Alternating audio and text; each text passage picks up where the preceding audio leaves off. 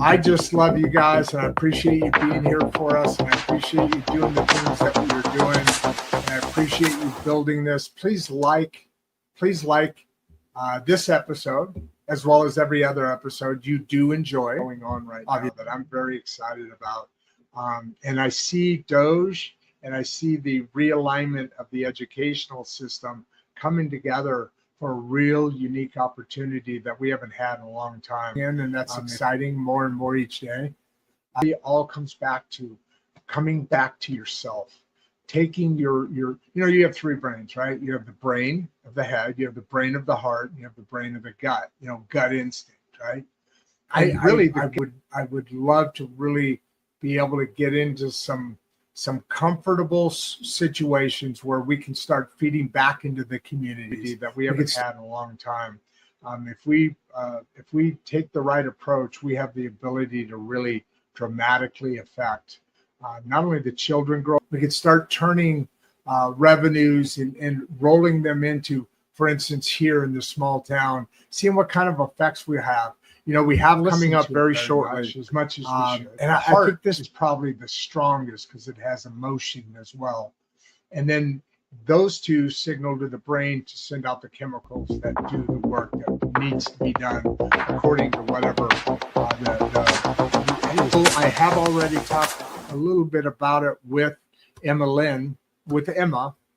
on Emma Lynn and Grandpa Rodd.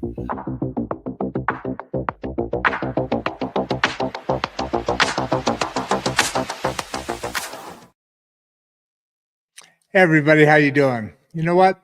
If you've been here with us for a while, then you know a couple of things, right? You certainly know that some conversations don't fade after the stream ends. They kind of linger, right? They get shared back and forth. They come back up in emails and comments and quiet messages that start with, that episode hit me. Well, you know what? Today is one of those returns. This is a highly anticipated return of a guest whose last appearance sparked exactly that kind of response. Nanette Murphy is back with us. And the reason that matters is simple. She talks about divorce the way most people don't. Not as a scandal, not as failure, not as something to rush past and tidy up for other people's comfort, but as a reckoning. Because divorce, especially after 40, it isn't just the end of a marriage, right? It's the end of a version of yourself you spent decades building. And what comes next isn't automatic. For a lot of women, it's confusion, financial fear, right? A loss of a certain identity, and that quiet pressure to be strong while everything underneath is shifting. Nanette understands that terrain, not from theory, but from lived experience and from walking alongside women who are done pretending they're fine when they're not. Her work isn't about staying stuck in the story. It's about breaking patterns, reclaiming agency, and choosing what the next chapter actually looks like instead of defaulting to another one that doesn't quite fit. And that's exactly why her voice resonates so strongly with our audience, especially across America's great middle class, where women are often holding families together, managing transitions alone, and being told to just move on without ever being given the tools to actually heal. At Insights and Straight Talk, we exist for conversations like this, the ones that fit neatly into algorithms don't work here, or sound bites, not at all. We're supported by partners who believe in real world impact, including the Mangum City Library, Leaf Lab, and our Regeneration School Project collaborators, organizations committed to education, resilience, and systems. that actually serve people where they are. That same grounded forward approach is what Nanette brings to the work she does every single day. If you're walking through divorce, still carrying the weight of one, or watching someone you love, try to rebuild quietly, this conversation is not accidental. Nanette, welcome to Insights and Straight Talk. Do you say Hi, we get Rodd. into this? How you Absolutely. doing? I'm really good, thank you. Just, trying to get through January. Yes, another beautiful, beautiful. Although this winter's been a little bit of warmer one, at least for me it has been. How about Yeah. you? Is it I don't like winter anymore. Michigan? It's cold. It's Oh, Michigan. It's yeah, yeah, so no doubt cold. about that. Now, Yeah. one thing I did do is move from Chicago down to Oklahoma, so it's Oh, so actually you don't, 70 degrees outside. yeah. So you're Chicago, you know what cold is. So yeah. Oh, I do know what cold is, but isn't Yeah. the winter been a little bit warmer in Michigan too, or no? Yeah, it's been okay. I don't know. Everybody compares it to last year. It's cold and I don't like it. It's Yeah, I'm over done it. with the cold. I'm over it. That there's a lot of things that happen over 40, right? Absolutely. Absolutely. One of And them that's is not good segue into appreciating the cold. conversation. Yeah. Exactly. Yeah. You've been. We had a very successful show. It was awesome. I know you've done a whole nother set of kind of like branding stuff, neat pictures. I saw. So you did Yeah. some new Yeah. pictures. I saw that. We had You some new traveled a pictures. lot. I assume that was on business too. I did travel a lot of personal, some business.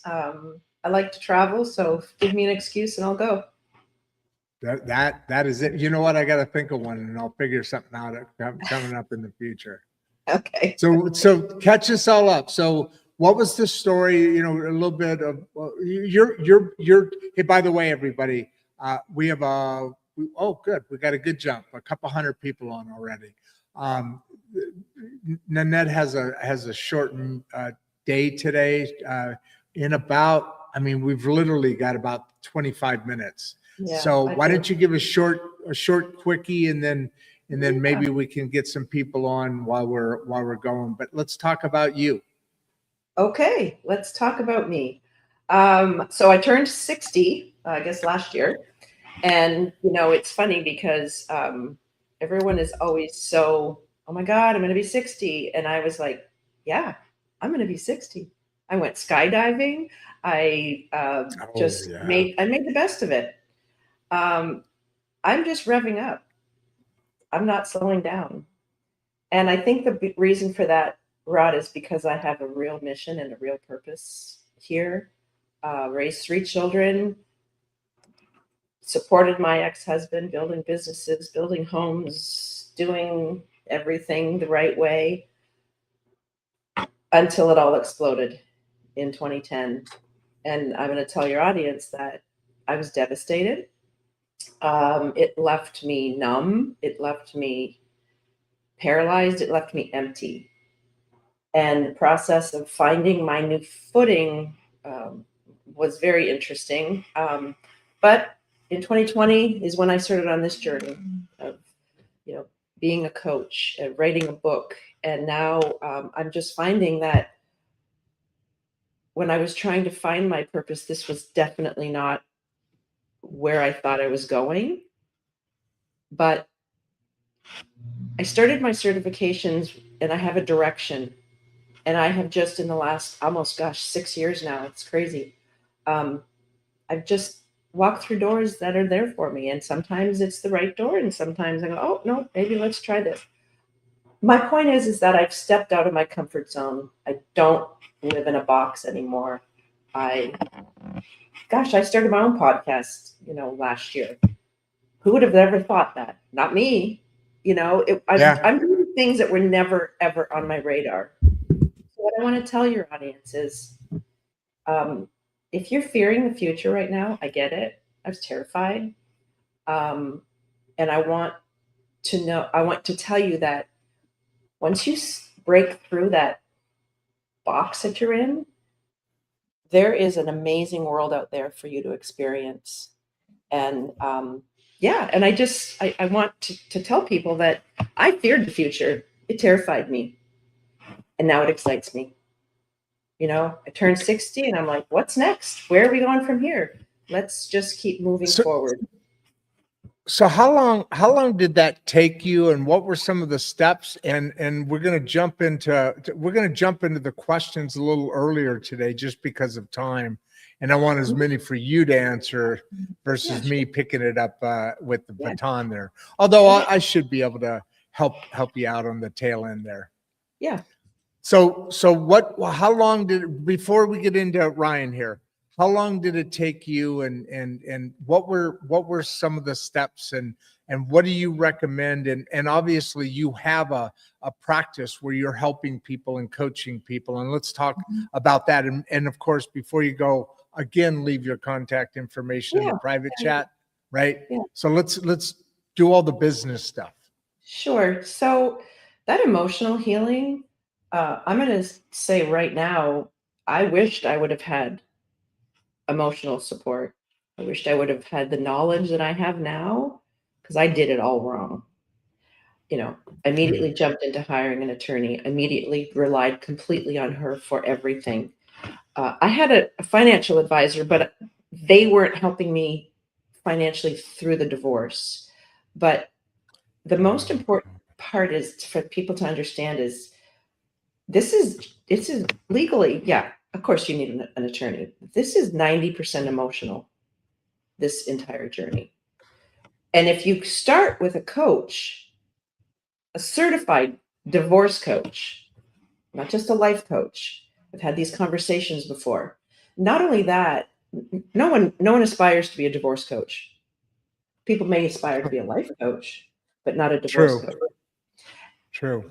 Because if your coach hasn't been through a divorce, I personally wouldn't hire them, because those are some emotions that you can only imagine. You can't say, "Oh gosh, I can understand how you feel," because you can't. Let me if you've just not been there. let me Yeah, just go ahead. interject right there, and not only exactly what you're saying, but just like you would edit a film clip. Let me put something in the middle of what you're talking about here. Yeah. In that, not only is everything, all of that true and everything coming forward, but it's also at a very traumatic time to where that emotion is almost all emotion, and the decisions that come out of the actions out of that emotion are really important for Mhm. the rest, helping the rest of your life be, starting off better or worse Absolutely. financially and other ways, right? Yeah. So having Yeah. that support's critical at that, probably one of the more important times, if it ever Absolutely. happened, It's very, more important time, right? very critical. Absolutely. Because, and I speak from a woman who divorced. I Clip was that. approaching 50, and I'd been with him for 30 years. And I'm like, what WTF? Holy, are you kidding me? So the decisions that you have to make are not, they're not cut and dry when your head is spinning out That's of it. control. Like you're over here, and then suddenly you have to decide on A, B, and C.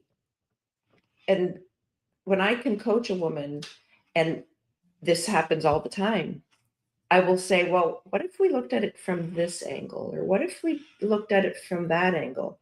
More often than not, they will say, oh, I never thought about it that way. And you're not supposed to. You don't have to, because you're still trying to figure out maybe what happened. How did I get here? What am I going to do? Or worse, you're stuck. You're in denial. You don't want to do anything. I've had clients like that where they can't.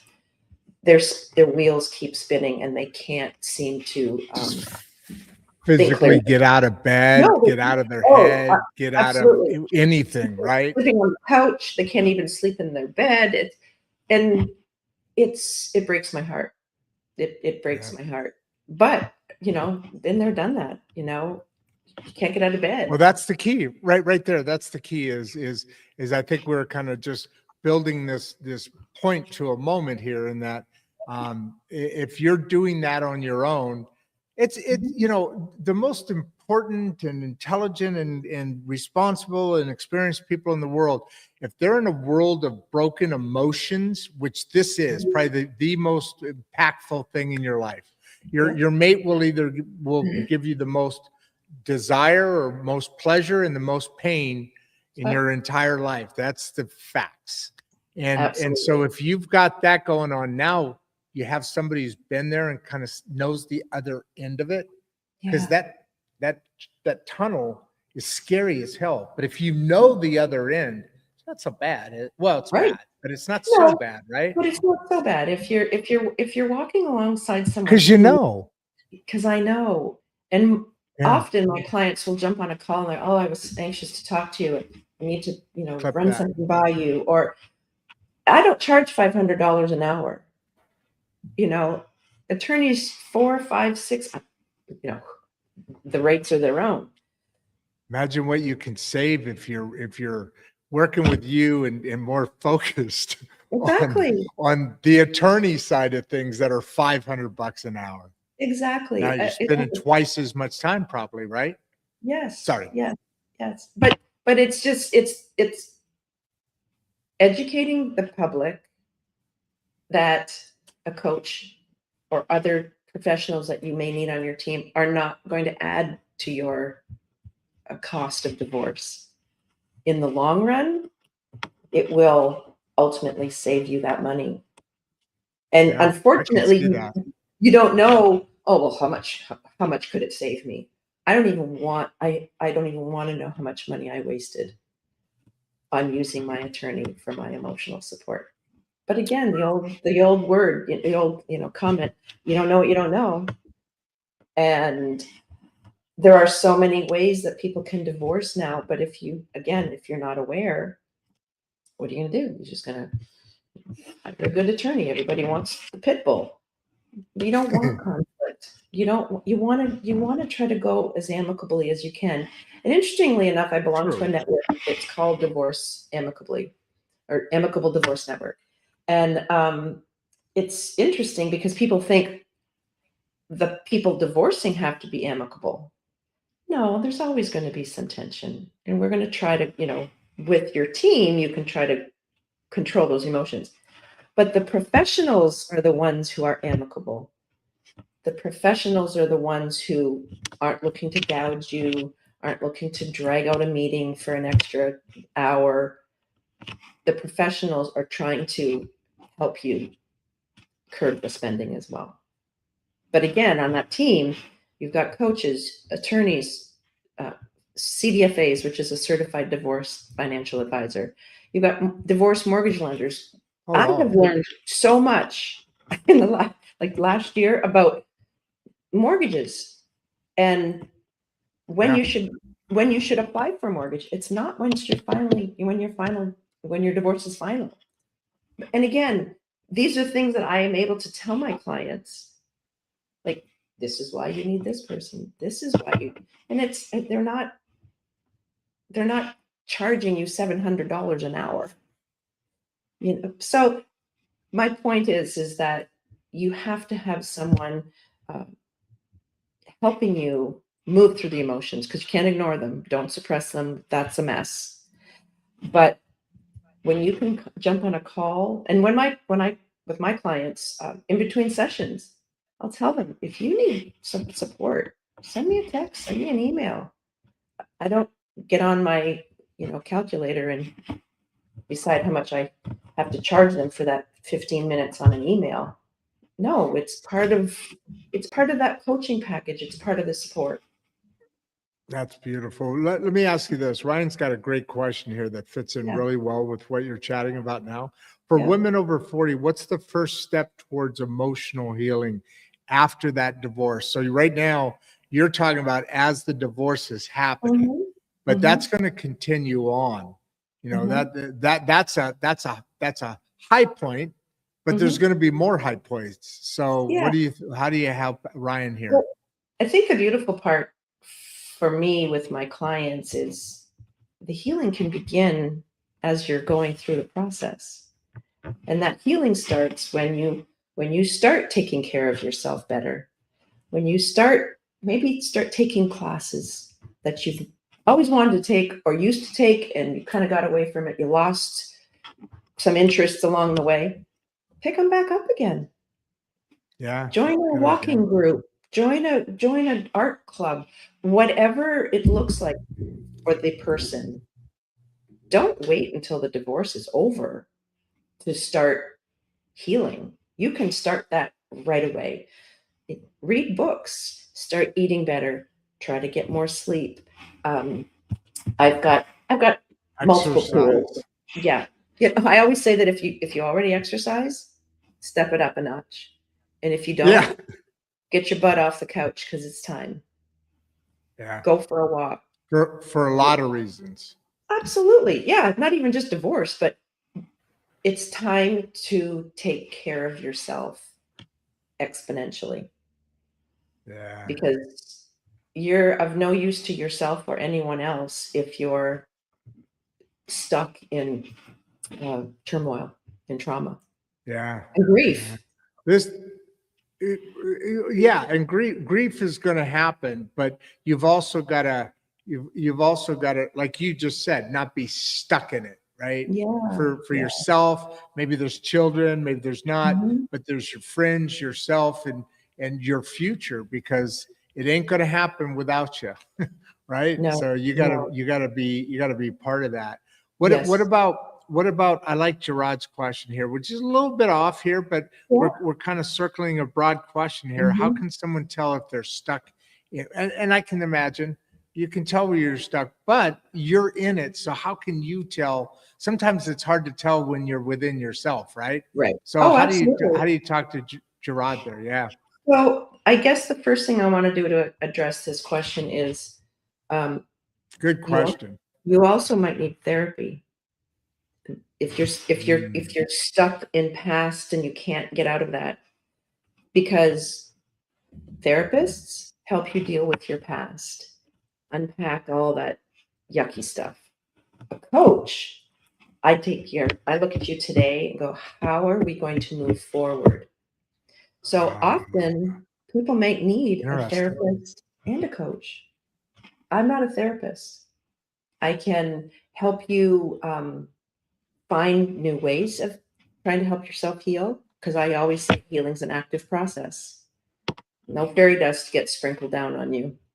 You have to completely be committed to trying to get yourself unstuck. Again, going for walks, listening to some inspirational podcasts. I mean, everybody listens to podcasts now. We're on one now. Um, Talk to people. But if Really you need, amazing one too, I heard. absolutely, that's what I hear too. So I hope that makes sense that, I stay in my lane. I don't give legal advice. I don't give financial advice. I may, if I'm working with a client and she's stuck, I will assess whether and suggest, maybe you need therapy as well. If you're completely stuck and cannot move forward, then that's And something. somebody doesn't want you doing that anyway, because that's a, Yeah, you know, it's on my job. that's as much as helping yourself. You only you know yourself a little better. You want to, like you said, stay in your lane. So that makes I sense. I stay in my lane, and I know that there are some, speaking of the lanes, attorneys that aren't really crazy about divorce coaches. And from what I understand, it's because possibly that coach hasn't stayed in their lane, that they start to give Oh, good legal point. advice, financial advice.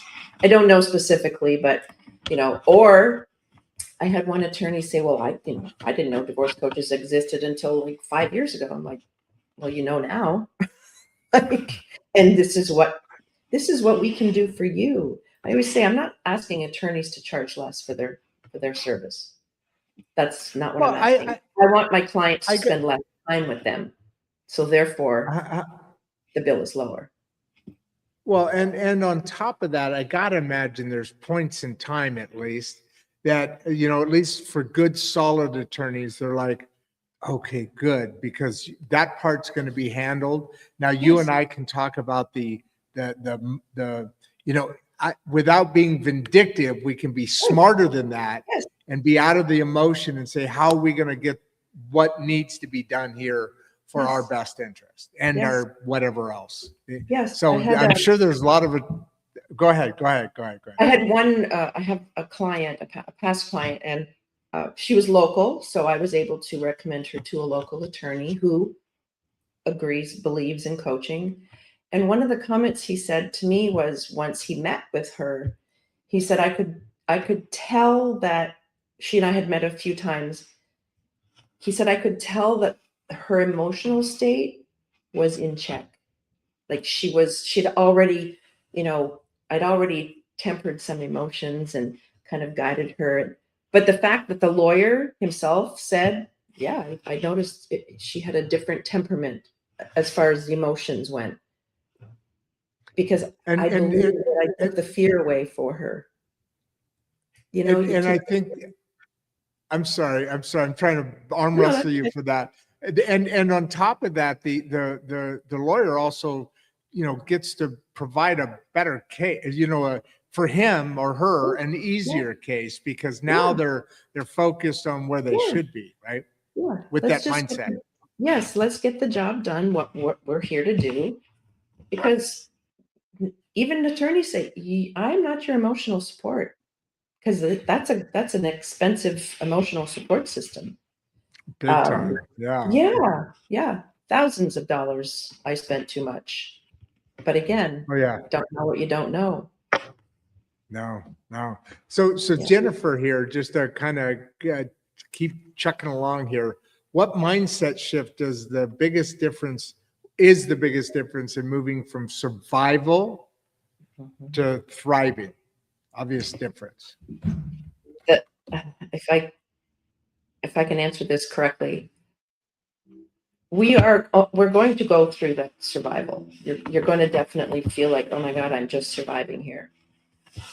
But when you're focused your direction on, like I said, on yourself, on taking care of yourself, joining different groups, taking classes, meeting new people, maybe going out when you don't even with some friends, even if you don't feel like going out. It's almost like you're trying to relieve that tension. One of the things that I always point out to people is, if you really are trying to move forward and thrive, do some volunteer work. Give yourself to the community. Find a charity that you can really be involved in. Because I don't think anything changes your mindset better than when you see people who are really in a worse position than you are. I did that. And to this day, I attribute my volunteer work. I volunteered at a shelter. They had a daycare center. Changed my perspective. Gave me a reason to get up. I went in twice a week. Gives you a reason to get up in the morning. Gives you purpose, because finding purpose will also lead you to thriving. 100%. Yeah. Oh, sorry. I was just going to say 100%, because we were just talking about what's called centurions a little bit ago. Different subject, but same concept, because they found these pockets and they were trying to do studies to see what commonalities may be there. Not food, not weather, not height, not because they were all different. All those areas were different. What they did find out is each of those areas, there were pockets of people who had a purpose. You just said the word, had a purpose, a mission, and it gives you a reason to live. Not in your head, but subconsciously, you have that mission. So now you live happier, you live longer. Centurions are big because they have this mission you're talking about. Yeah. And I knew after I divorced, or as I was in the process, I knew that I needed a new purpose. I raised 3 children. My youngest was still a teenager, but I knew that this next stage of my life, I'm like, well, what am I going to do? We had a plan, and now the plan's changed. But then you can get out of your own head and realize, like, wow, I was at a daycare center, and it was a homeless shelter. And these babies it wasn't their fault they were there. It's the fact that their parents said they were struggling. Anyways, I digress. But the point is that when you realize that giving back gives you more than what you're actually giving, changes Yes. it changes the field. It changes the playing field, and then you can begin to thrive, because in that you meet new people, you have new responsibilities. You might take a trip that you never thought you'd take. The point is that a door will open that you would have never had the opportunity had you just sat in your living room feeling sorry for yourself. And again, I'm when we've done that, we sit and wallow. I will tell my clients, if tomorrow, like, if you need a day to cry, go ahead, just cry. take it. But Yeah. tomorrow, the next day, you got to get up, get your big girl pants on, and plow through it. Because there is grief, and there's depression, and there's sadness. But also, if you have someone in your corner who can give you that pep talk, you can say, "You got this," or "Here's a book that you can read," or "Here's a workout that you can do." I'm just trying to, spitball here, as they say. If you're stuck, you need someone else who can sometimes be able to, pull you out of it. I want to throw you a quick curve, because I know we're close here. You're still got a second or two here for me? Yes, I do. I told the gentleman I would be a few minutes late. I skipped a bunch of questions. We have a ton of questions. We could talk for another 40 minutes, but this one is so different. I want you to get to this one before, because I can do the rest. I'll get to everybody's questions. Everybody, by the way, we have almost 400 people on. How can women? Say hi to everyone. So Gerard, Gerard, you're going to get an unfair advantage. You're getting two, and a lot of people haven't got any so far yet. So Gerard, here's your second question. How can women avoid marrying the same person in a different body? I like that question. So I know it's totally away from what we've been talking about, but I want you to answer this one, would you? Well, I think the first step is to not jump into anything too soon. Good point. Divorce. I like to tell women to fall in love with that person who looks at you in the mirror every morning, maybe for the first time. Get to know that person. Be on your own for a while. I raised 3 children, had a big house, dogs. We had a busy life. I was never alone, ever. So just getting used to being alone and liking being alone with myself, 12 years later, I'm like, I enjoy my time alone now. But it's just, you've got to start to get to know yourself and learn to not be afraid to be alone. And again, it's uncomfortable. You have to learn to be comfortable being uncomfortable. Because that's when you get those breakthroughs. That's when you go, oh, this isn't so bad, But again, it doesn't happen overnight. You have to be consistent. And that's why working with a coach will really help you. I just wished so much that I would have had someone like myself who could, kind of clear the way, help me see the light. Because my healing took a long time. It took a long time.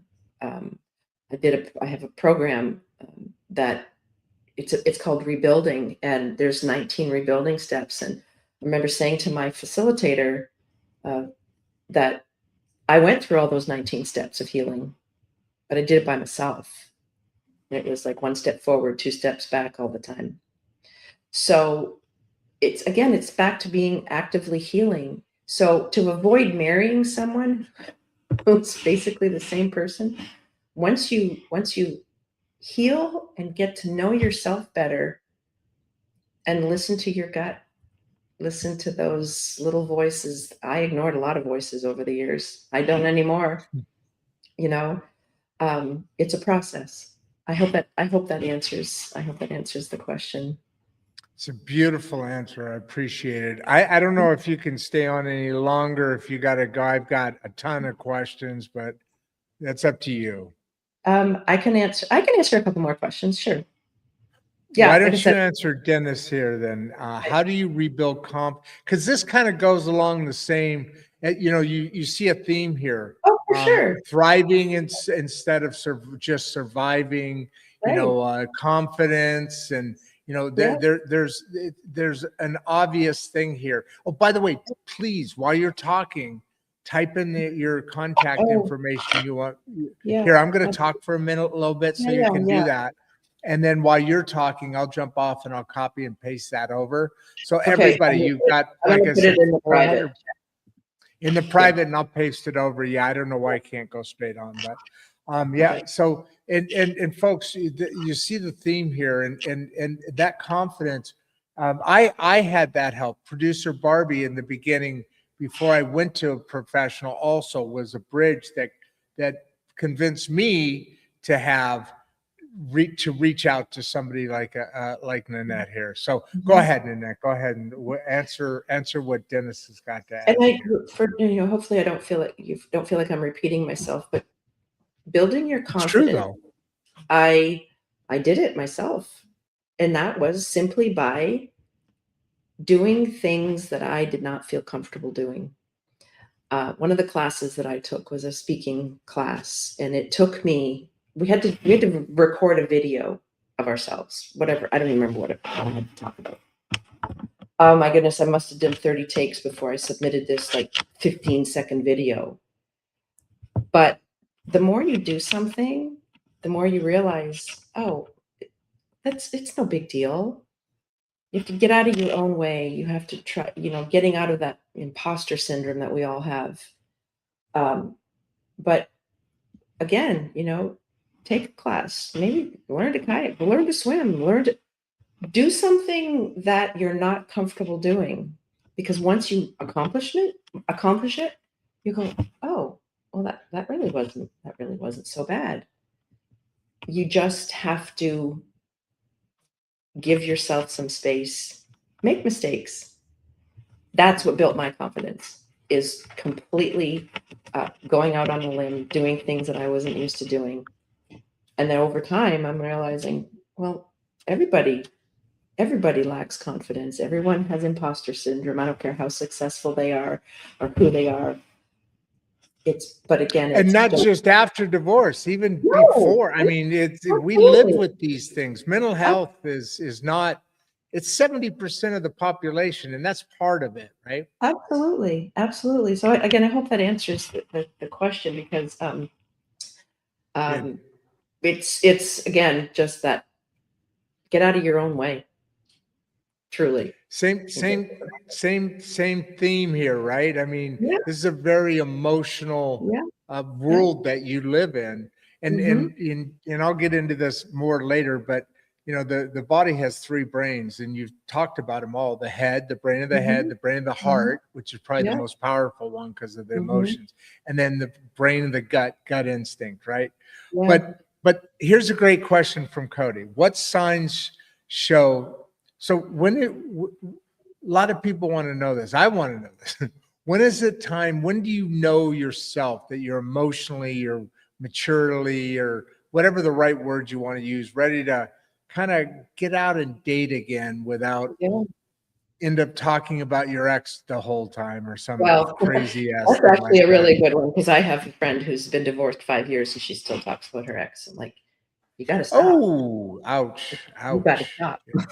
Just, you're not just Yeah. divorced. That's 5 years in the past. Um, Again, I believe that is therapy required, not coaching.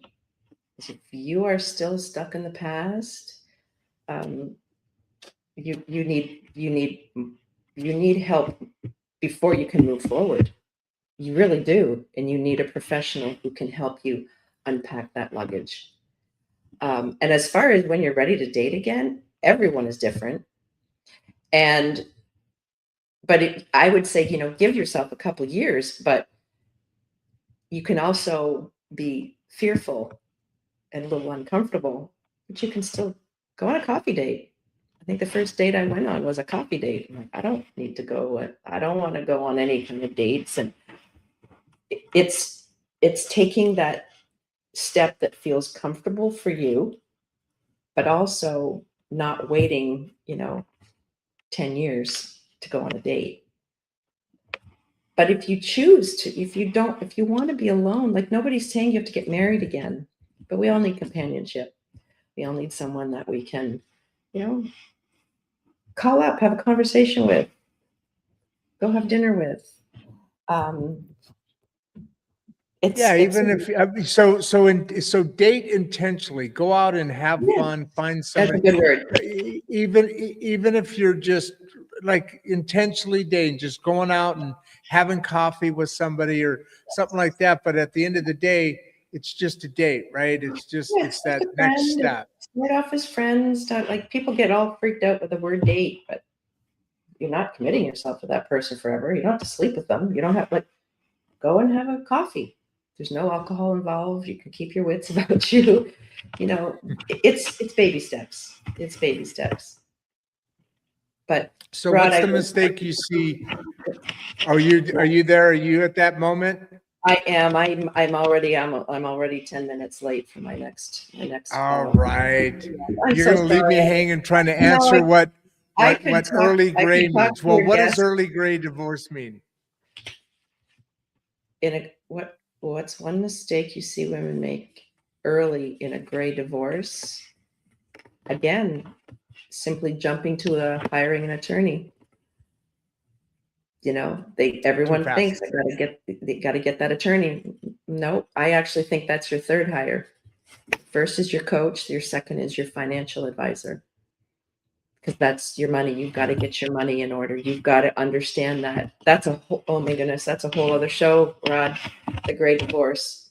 Nanette, thank you so much. 400 people on here. We Thanks, love you. Rodd. We did a great job. Appreciate Thanks, Rodd. everything. Give a big wave and we'll talk to you Yes. later. Bye, everybody. Thanks so much for having me, Rodd. Take care. All right. So there she is. She's got to run, and we were able to keep her as long as we could, and I'm appreciative of that.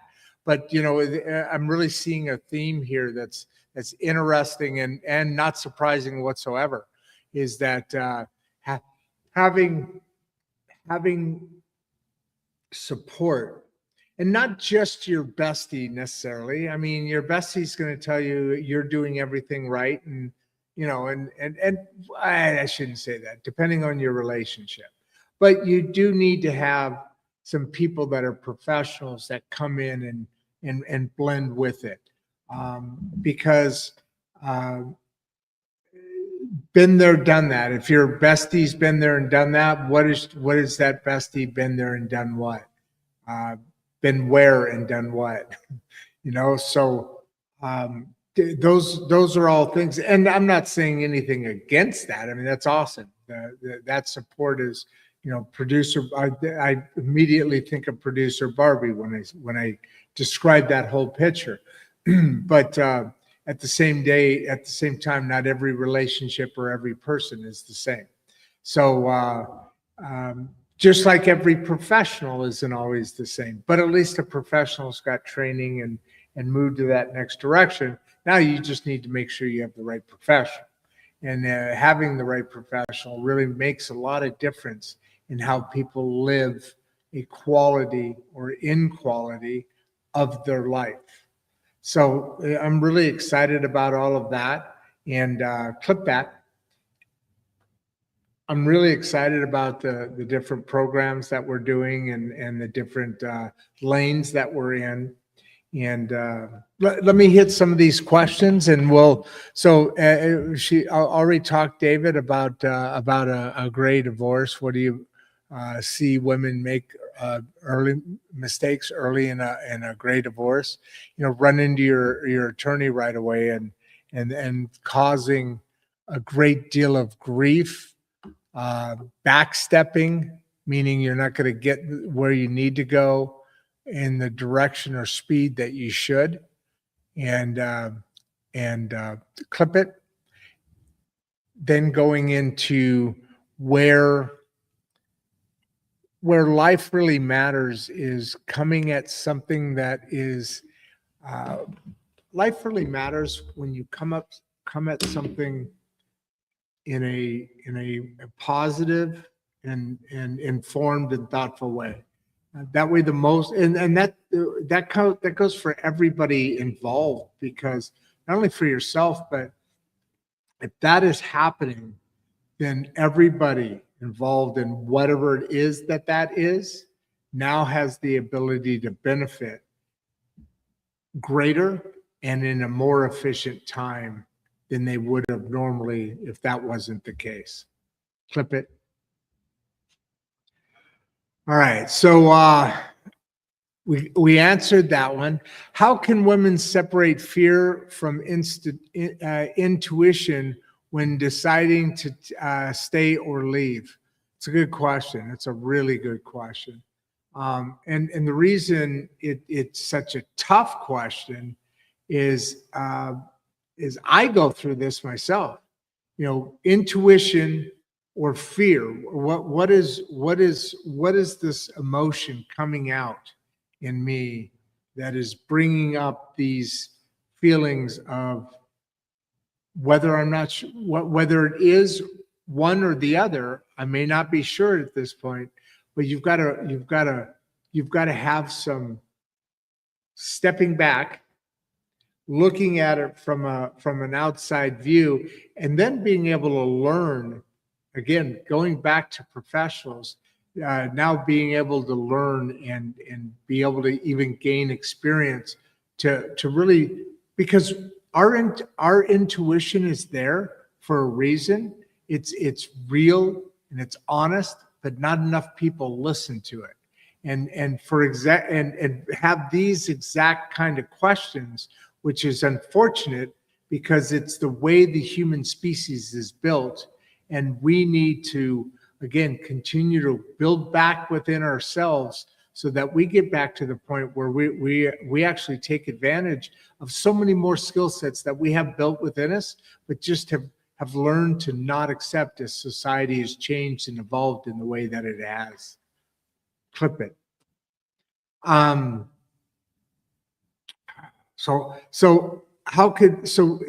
You've got to get some input from others to be able to bounce that off of, and then be willing to listen to that so that you understand what is the difference between fear or actual intuition. This is wrong, so this is intuition. I'm right about this because it's intuition. Or is it just fear, which isn't necessarily correct, fight or flight? It's that fear, which is important. It's part of the human species, but there's a difference between just straight fear and intuition. Intuition is educated from both sides. Fear is just the desire to save yourself no matter what the actual circumstances are. But these are the understood circumstances. So now I have a fear and now I must flight or fight. Clip it. All right, I'm doing a lot of those, so I'm not going to go. So let's move on here. David Sewellwood, how do you start setting boundaries after years of keeping the peace? Okay, setting boundaries after keeping the peace. So I assume during the marriage you were just keeping the peace. Well, I mean, you've got to set boundaries. I mean, it's not a matter of how to, it's a matter of they have to be done. To do that is to be able to have the inner courage to come up within and be able to address the thing or things that need to be addressed, setting boundaries. And David, I'm not quite sure exactly where you're headed with this, but I can tell you this, that if you're setting boundaries now, and for years and years and years, you've just been keeping the peace with your mate, at the time your mate, I can understand where those boundaries would be blurred because you're just trying to keep the peace and you don't really want him here, but he's here because, it keeps the peace, right? So now that divorce has occurred, I'm building this story out, assuming this is the philosophy I'm going on answering the question on. And if now that keeping the peace is devolved and now is into where you're setting boundaries because the divorce, because the next steps, the next phases are in place, then you have to, and I think it's less difficult than you would think. And again, depending on the circumstances of the whole picture, but I would think that it's a little bit better or easier than you would think, because I would assume when you get to that point, now you started to set boundaries. Okay, we know where we belong. And so it's actually probably easier than when you're just keeping the peace, because that's a lot of gray area happening in those places. And they're not always easy to navigate. Wow, we're almost coming up on an hour. All right, well, let's keep navigating here, moving along. Actually, I wanted to do this. Come down to here. Come down to here.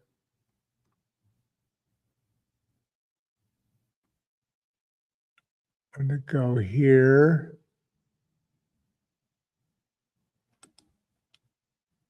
And do that. And by the way, I'm sorry that the notes weren't on today, but for some reason my comment section did not allow me to get that done. That was kind of strange, to be honest with you. Let me get I'm gonna come up here first. I believe Gerard left. I've got a few more questions. What financial blind spots should women over 40 watch for divorce? Well, it depends on your circumstances. Are you working already? Have your, by the way, I've just learned this recently, survivor benefits. For instance, if you were married more than 10 years, and then you got a divorce and you don't even know what's going on, and that you're not even in contact. You can be in contact, but maybe you're not even in contact, and you were married over 10 years, you can actually go and, if your spouse made more than you can actually go and file for their Social Security benefits, aside from, or instead of, I think, your own. So that, there's a lot of different things to understand that you just have to be aware of or be made aware of. And that's why Nanette talks about a financial advisor, a divorce coach, and then a lawyer.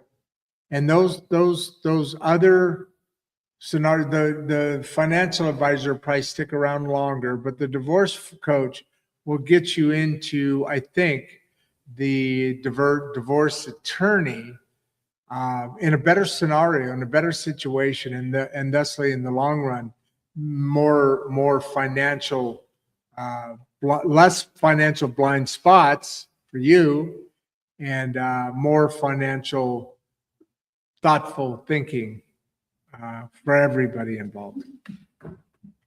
What financial blind spots? So that's what we had here.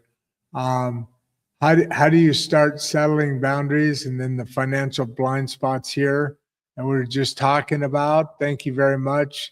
Cody, what signs is someone ready to date again emotionally? Cody, we hit your question earlier today.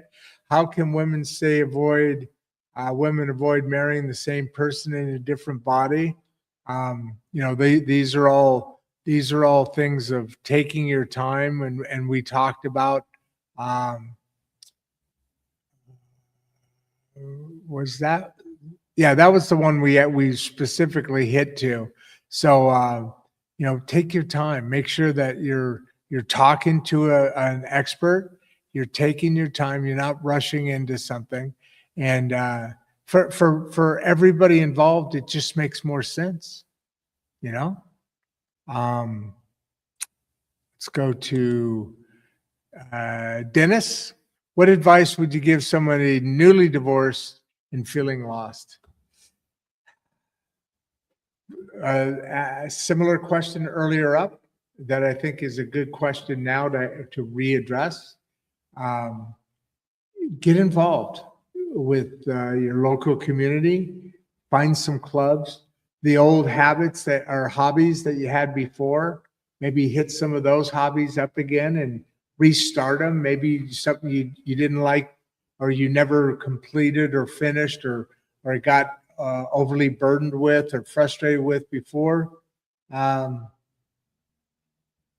So, those are all things that can be very, very beneficial in getting you. Oh, wait a second. Why is that way down there? See, shoot, I had it all set up because I'm going to start closing it down here, folks. Wish I had a producer. Let's go here. So, yeah, love the way she did that. Love the way everything went about. And I hope you all had a good show and enjoyed it as much as I did. And I just want to say before we move on with our day, I want to slow down and I want to just slow this down for just a moment because what Nanette represents and what this conversation is really about is something most platforms don't give people space for. That's reinvention, not the Instagram version, not the I'm fine now version, the real one, the kind that happens when you realize the old story is over. The one that the one that no one hands you the script for what comes next. Nanette didn't just survive her divorce. She asked harder questions, right? She did the work. So now she's able to help other women help stop repeating the same patterns and start choosing differently. That's the same reason Insights and Straight Talk exists. This is not just a show. It's a platform for people who are done being managed by fear, by silence, or expectations that no longer fit. Clip it. Whether that's in life, business, leadership, or community, if this conversation resonates with you, don't just watch it, listen to it and move on. Subscribe to our YouTube channel. Add Rodd Duff 1939.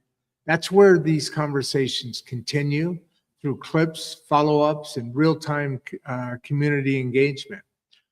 Join our Substack, Insights, Straight Talk. .substack.com. You know what? That's where we go deeper with writing, reflection, and behind the mic content. And that content that doesn't fit in a live stream. Or you know what? Check out my weekly column in the Mangum Star News. That's it's always found at the second page, the whole upper half of the second page, mangumstar.com. And I'll add this: if you're a entrepreneur, a business person, or an organization that aligns with conversations like this, honest, grounded, human, and forward-thinking, we currently have sponsorship opportunities open across Insights and Straight Talk, those lanes. These are limited, limited partnerships, but we intentionally keep them that way so that the alignment stays real, the message stays intact. That's important. If that's you, reach out. And this isn't about surviving what broke you. It's about chasing what you built next. Stay with us. Clip it. This is Insights and Straight Talk. I'm your host, Rodd Duff. And with that, I want you to stay on the other side of the outro video. See what's waiting for you on the other side. Because with that, brother, I'm Before you leave, if you'd like to watch another one of the podcasts, click the first link in the description. We love having you here and we appreciate all your support. And with that, producer Barbie and I are out. Click